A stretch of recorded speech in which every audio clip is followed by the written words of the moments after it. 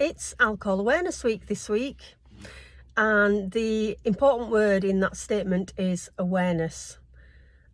I think until you become aware of your drinking, because we often know deep down that we need to do something about our drinking, but we brush it off.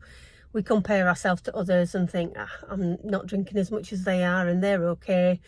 And once we become aware of it, and often aware of the impact it's having on ourselves, our health, our productivity, our relationship with our kids, our spouse, our partner, we tend to just bimble along doing what we're doing. But we do know deep down, I know I knew deep down, that I really did need to do something about it. And needing to do something about it was, I would put that word should in. That should came up in my conversation, my internal conversation and self-talk a lot. I should be cutting back. I should be taking a break. I should not drink as much as I do. I should have a break between Monday and Thursday. I should, which puts pressure on us. It just puts pressure on us. So using the word should is, what word is it? It's giving us a hard time. As I say, it's putting pressure on us. It is not a great word. I think until I decided that it was a must, that I got to the point where there was a couple of incidents in my drinking that led me to think, Carol, you must do something about your drinking now. It's just getting absolutely ridiculous.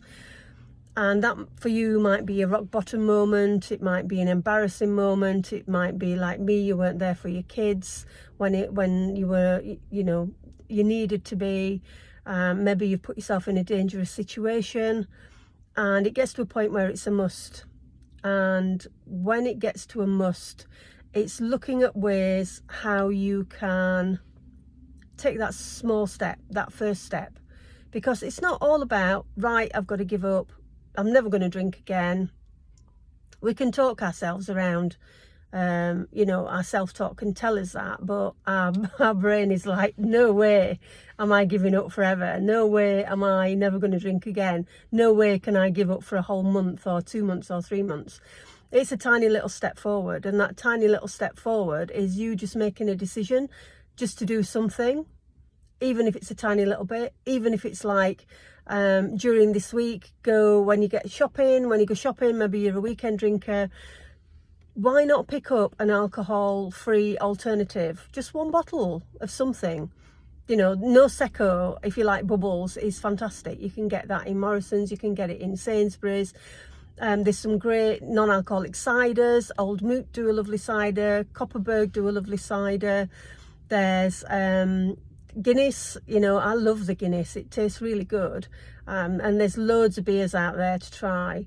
The wines are getting better, so there's the much better wines around on the shelf. So, or even a soft drink, I love lime and soda. So just get yourself an alternative and just start really tiny little steps. And then once you start with that little step and swapping out an alcoholic drink for a non-alcoholic drink, start looking around to listen to some podcasts. I've got a fantastic podcast called Kicking Habits that comes out every Friday. I do some solo episodes about my journey. I also interview some great people, and they talk about their stories. And there's some fantastic other podcasts around. Present and Sober with Ellie and Sam, that's a fantastic one. Annie Grace has got some great podcast and ask listeners questions. She answers questions from people that listen to her show. And then books. So it's all about taking tiny little steps, and that's all you need to do. So my challenge to you on Alcohol Awareness Week is to take a tiny little step and do whatever that tiny little step is for you, and just start there. That's where I started. So yeah, hope that helps, and enjoy the rest of your week.